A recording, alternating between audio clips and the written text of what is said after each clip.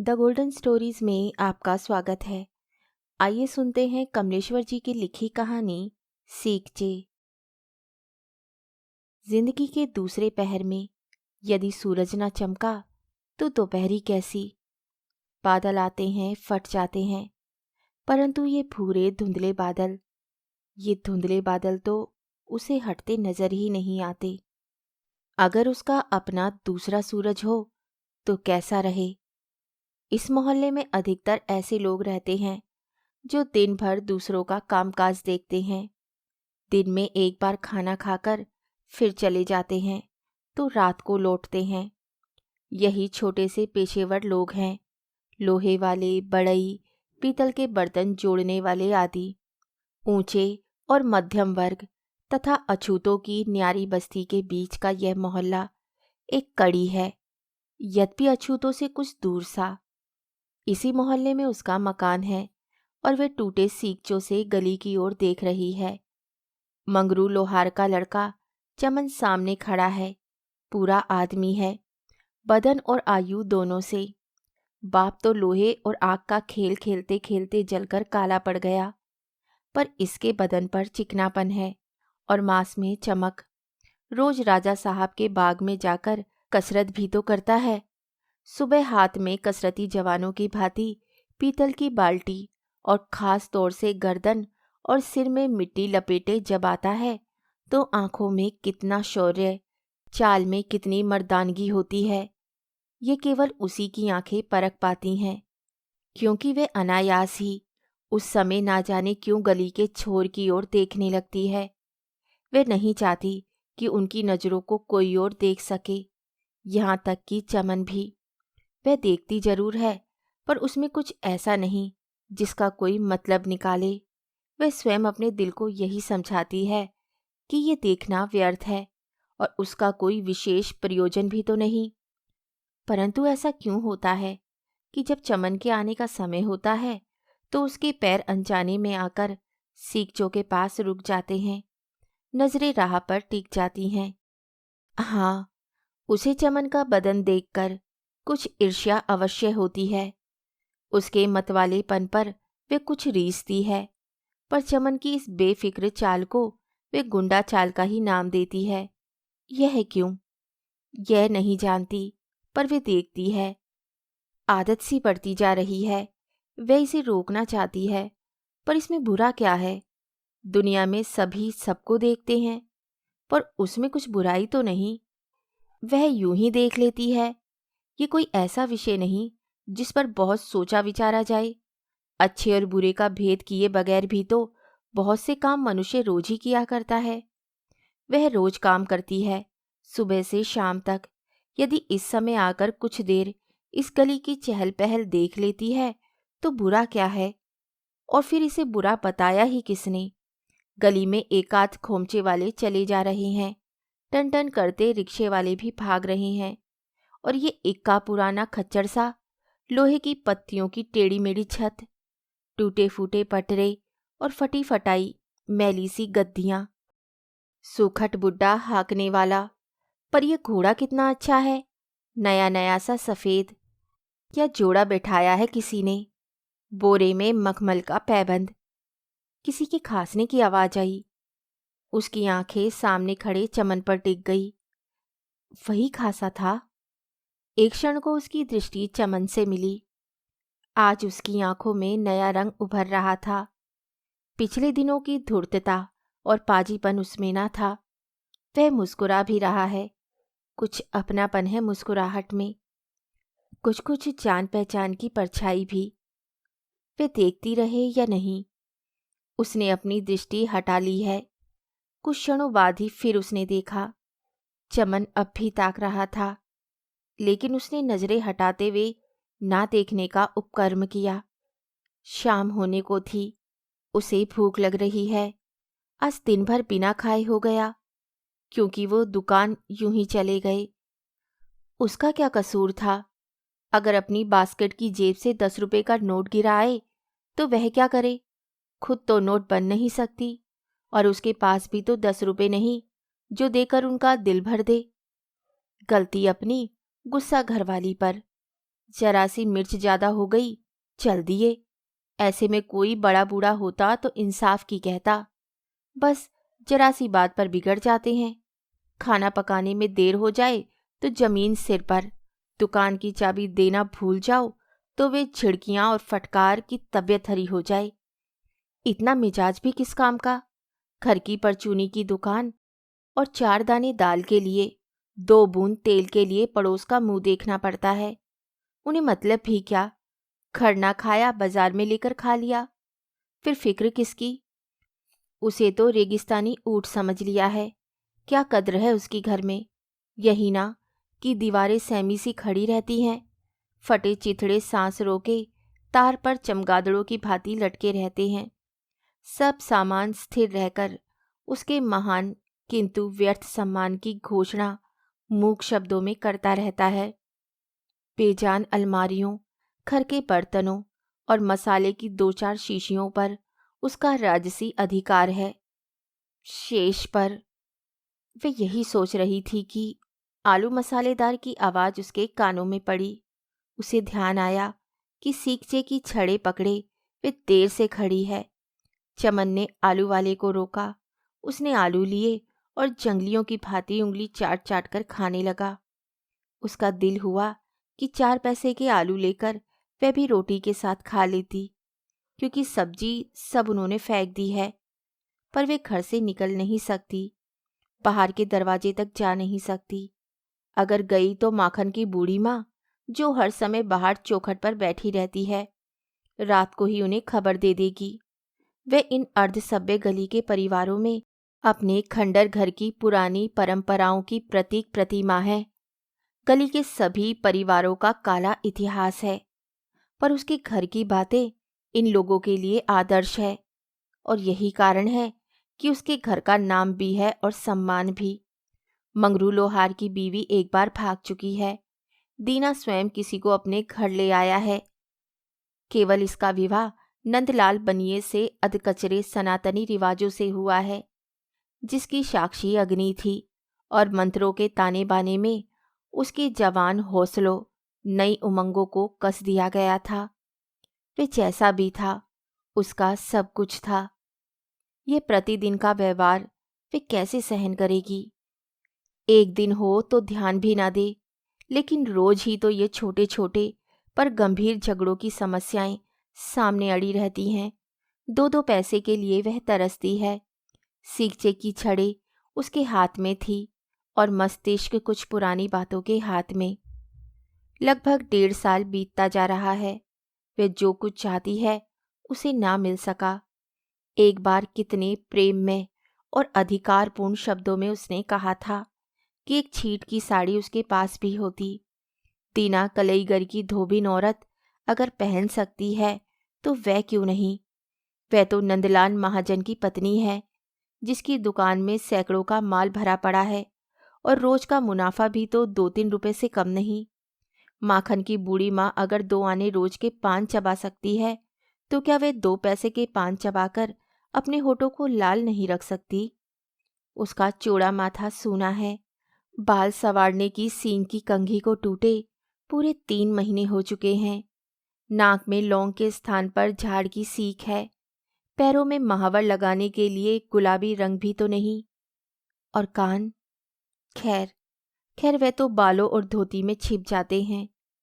पर यह सब भी वे किसके लिए करना चाहती है? उन्हें इन सब बातों का शौक ही नहीं। जब भी कभी कहो तो पिछली 2 पत्नियों की मिसालें सामने रखने लगते हैं। अगर ऐसा ही था तो दूसरी आग लगाकर मर ही क्यों जाती? उफ, चाचा ने क्या समझकर ब्याह दिया। काश काश बाबू जिंदा होते तो इस उथले पानी में हाथ पैर बांध कर न डाल देते। इस पानी में ना तो तैरा ही जा सकता है और ना डूबा ही जा सकता है। दिन भर वे घर की रखवालिन के रूप में और उसके बाद लंगड़ाती, दम तोड़ती वासना की पूर्ति के लिए। रात को जब लौटते हैं तो कैसी बदबू मुंह से आती है। अपनी तमाम पुरुषोचित शक्तियों को उभारने के लिए दारू भी तो पीने लगे हैं। बस एक आदत जो पड़ गई है, उसी की खातिर जवान जिंदगियों से खेल खेला गया है। यह जीवन बेकार है, ये जीना नरक से बदतर है। इन अभावों और यातनाओं के बीच से यदि वह उठ जाए तो कैसा रहे, कितना अच्छा हो। दाता एक पैसा, बूढ़ी मोहताज को कोई एक पैसा। एक जर्जर बूढ़ी भिखारिन की आवाज़ उसके कानों से टकराई। स्थिति का ज्ञान होते ही उसके शरीर में एक बारगी भीषण गर्मी सी दौड़ गई। सींचे की छड़ें कठोर होती गई और उसका उद्भ्रांत मन पसीज कर पसीने के रूप में बाहर निकल पड़ा। एक गहरी सांस छूटकर हवा में मिल गई। ले बूढ़ी पैसा। तभी चमन ने बूढ़ी से कहा, भगवान भला करे बेटा। कहते हुए बूढ़ी ने अपने कांपते गंदे हाथ उसके सामने बढ़ा दिए। एक काम अगर तू करे तो तुझे एक चवन्नी दूं। चमन ने बड़े अंदाज से ऊंचे लहजे में अपनी दरियादिली दिखाते हुए कहा, अरे क्या काम है बेटा जो ये 60 बरस की बुढ़िया तेरी खातिर कर दे। बूढ़ी ने कृतज्ञता दिखाते हुए कहा, यह कि रात में तू चवन्नी की संखियां खाकर लेट जा। चमन ने घूरते हुए कहा, अरे बेटा हम बूढ़ी से मखोल, जे जोनी न जाने कैसे मिलत है, दाता सबे बनाए रहे। कहती हुई बुढ़िया खिसियाई सी चल पड़ी और चमन उसकी झुकी पीठ को देखकर ऊंची हंसी में हंस रहा था। वह कुछ क्षणों के लिए चमन की इस विस्तृत आजाद हंसी में खोसी गई। ये वह जवान हंसी थी जो उसने अपने जीवन में शायद पहली बार सुनी थी। आवाज की वे मधुर तीक्ष्णता जिसमें यौवन के गर्म रक्त की गर्माहट थी, उसके सारे शरीर में एक नशीली गुदगुदी सी पैदा करती चली गई। उसने एक बार नैनों के विस्तार से परे चमन को देखने की कोशिश की और उसने देखा, चमन की आंखें भी मिली। एक बार उसका हृदय नवीन आकांक्षाओं से धड़क उठा। चमन उसे देख रहा है और वह आज खड़ी है। वह देख रहा है पर वह खड़ी रहेगी। चमन के विषय में जो बातें उसने सुन रखी है, आज इस समय वे उन्हें एक बार सहानुभूतिपूर्ण वातावरण में दोबारा दोहरा लेना चाहती है। वह एक मिल में कामदारों का जमादार है, अच्छा कमाता है, अच्छा पहनता खाता है। बाप के लोहे के कारगार से उसे चिढ़ है। कुछ ही दिनों बाद शायद मिल की ओर से मिलने वाली कोठरी में भी चला जाएगा। गृहस्थी के झंझटों से अभी तो दूर है। कितना बेफिक्र, स्वतंत्र, चमकदार आंखें और साथ ही साथ कितना साहृदय और प्रसन्नचित। क्या वह चमन को कभी और पास से देख सकेगी? ये गली का व्यवधान और सीखचे। एक बार जोर से उसने छड़ों को झकझोर डाला। कमजोर लकड़ी में फंसी होने के कारण छड़ें खड़खड़ा उठी। एकदम जोर का शोर मच उठा। चमन की आंखें सीखचे पर टिक गई और मुंह की आभा के साथ साथ होठों पर मुस्कान नाच उठी।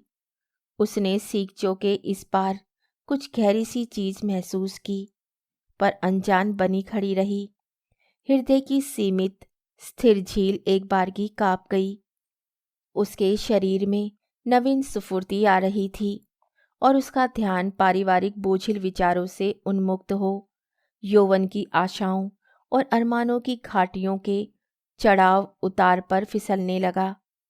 अगर वे ऐसा करे, इन लोहे की छड़ों को तोड़ सके, अपनी सांसों की गति बदल सके, अपने पिछले पदचिन्हों को मिटाकर नई कदम बढ़ाए, अगर वे जीवन के लक्ष्य तक दूसरी पगडंडी से जाए, दुनिया की गति में थोड़ी सी देर के लिए गतिहीन होकर, कुछ क्षण पथ के एक किनारे खड़े होकर नवीन दिशा की ओर देखे। लेकिन दुनिया क्या कहेगी? यही ना कि वे भटक गई, वे दौड़ में पीछे रह गई। तभी उसका हृदय तिलमिला उठा। बेबसी की सांस गर्म वायु बनकर गले में अटक कर रह गई और पेट में अंगार से दहक उठे। आंखें नम होकर उबली उबली सी हो गईं। तभी उसके कानों में करुण रुदन का तीव्र स्वर टकराया। एक बार फिर उसने महसूस किया कि वह सीखचा पकड़े खड़ी है। सामने गली है और चमन खड़ा है। रोने की आवाज़ निरंतर बढ़ती गई और कई स्वर मिलकर उसे तीव्रता प्रदान करते गए। मकानों से और औरतें निकल निकल कर उस ओर चल दीं। तभी एक स्त्री ने सूचना दी, हीरालाल काका मर गए। चलो, करनी सुधर गई। 80-85 की उम्र, ऊपर से कोढ़ का रोग। एक ने संतोष प्रकट करते हुए कहा, बेचारी बुढ़िया काकी तो अब उनकी बीमारी से परेशान आ गई थी। बूढ़े हाड़, कहाँ तक सेवा करती। दूसरी ने बात और बढ़ाते हुए कहा। उसके नेत्रों के सामने हीरालाल का चित्र उभर आया और पृष्ठभूमि का रुदन उसके मन की गहराइयों में समाता गया। एक चित्र उभरा जब काकी सामने वाले घर में रहती थी। शादी के बाद ही हीरालाल काका ने उसे छोड़ दिया था। माखन की माँ बताती थी कि इसी सामने वाली कोठरी में काका ने काकी को 4-4 दिनों तक भूखा बंद कर रखा था। खूब पीटा, चांदी के सब जेवर ताड़ी में गवा दिए। यौवन की बहारें ग्रीष्म की शुष्क उषा से बनते देर न लगी और हीरालाल का मांस कोड़ से गल गल कर गिरने लगा। काकी ने सारी जातियों और पशु समान व्यवहारों को भुलाकर सेवा की और परेशान आ गई। पर आज जबकि उसकी बूढ़ी पीठ पर भारी पत्थर लुढ़क कर गिर गया तो वे रो रही है। क्या ये करुण आवाज़ें उसकी आत्मा की है? आज तो उसे सुखी होना चाहिए था। जीवन का वजन हल्का हो गया है, बुढ़ापे की परेशानियां छूट रही हैं। पर वह है कि रो रही है। उसे दुख है, अथाह दुख, पति की मृत्यु का। उस पति का जिसने दुलार और प्यार के स्थान पर दुत्कार और ठोकर से काम लिया, जिसने माशल शरीर की गुदाजगी का जंगली पशु के समान उपभोग किया, जिसने केवल हड्डियों को अपनी लोह भुजाओं में कसकर तोड़ना मरोड़ना जाना, जिसने बुढ़ापे में भी चैन न लेने दिया, उसके लिए वह रो रही है। उस पति के लिए संसार की करुणा केंद्रीभूत कर रही है। उस पति के लिए तो पति में ऐसी क्या विशेषता है? वह बूढ़ी काकी क्यों चीख चीख कर गला फाड़े डाल रही है? क्योंकि उसका सुहाग लुट गया। वह कोड़ी सुहाग जिसे उसने धो धोकर मरहम पट्टी से संजोया था। वह सुहाग जो गल गल कर टपक रहा था। और जब लड़ाई से खबर आई थी कि सोहन गोली लगने से मर गया तो उसकी जवान पत्नी ने पूरे 3 महीने मातम मनाया था। खाना पीना छोड़ दिया था। रातों सिसकी, दिन भर गंगना जमुना बहाई, जबकि पति की आवश्यकता उसे कभी ना पड़ी। पर वह रोई, गला फाड़ फाड़ कर रोई, पूरा मातम मनाया।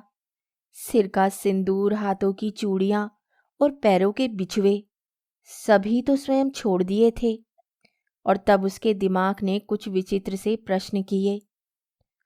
उन 7 फेरों में क्या विशेषता है, क्या शक्ति है? पंडित लोग मंत्र पढ़ने के बहाने कुछ जादू टोना तो नहीं करते? ये लगाव कैसे हो जाता है? इन चक्रों में क्या करामात है? बूढ़ी काकी क्यों रो रही है? सोहन की औरत ने क्यों उसासे भरी थी? संभवतः ये कोई ऐसा रहस्य है जिसे स्त्री ऐसी दुखद घटना के बाद ही जान पाती है, क्योंकि इसमें गहराई तो अवश्य है। तभी तो बूढ़ी काकी उन समस्त जातियों को भुलाकर आज ही समझ पाई है।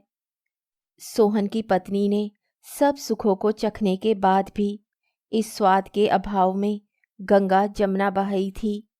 तो पति में ऐसी क्या विशेषता है? वे स्त्री के लिए कैसा वरदान है?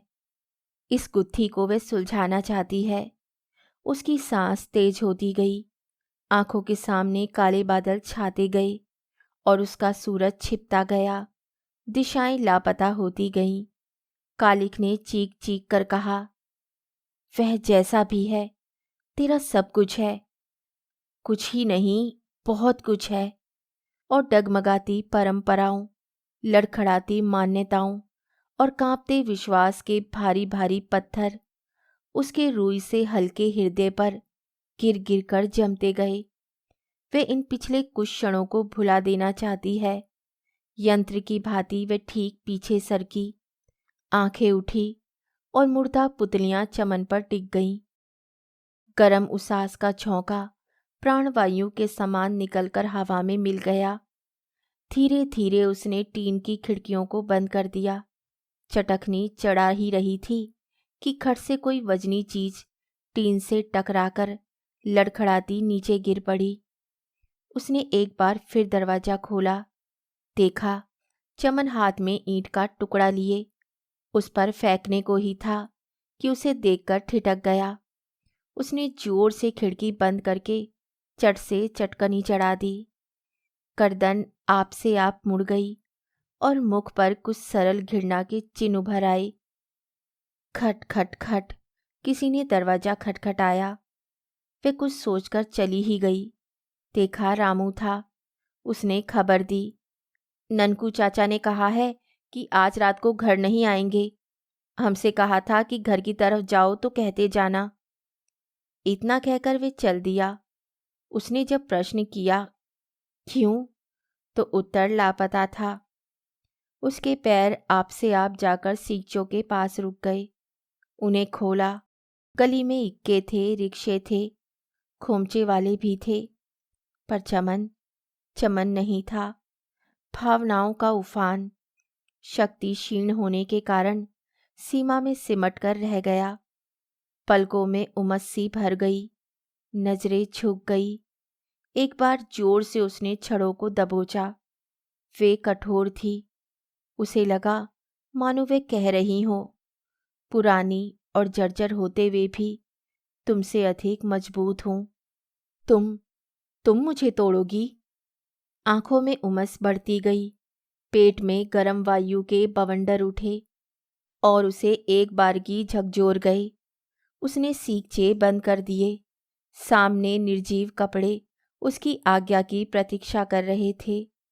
निष्प्राण बर्तन और मसाले की शीशियां स्तब्ध उसे ताक रही थी। मुंदी अलमारियां शब्दहीन खड़ी थी, जिन पर उसका पूर्ण अधिकार था, पूरा आधिपत्य था।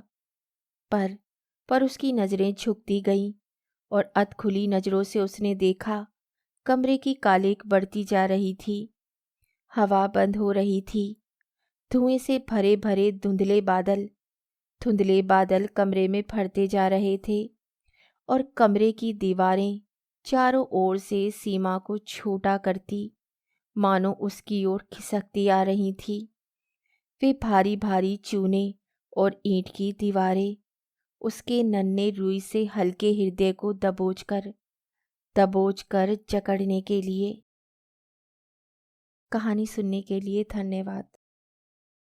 तो इसी के साथ मैं आपसे विदा लेती हूँ और कल फिर मिलती हूँ एक नई कहानी के साथ।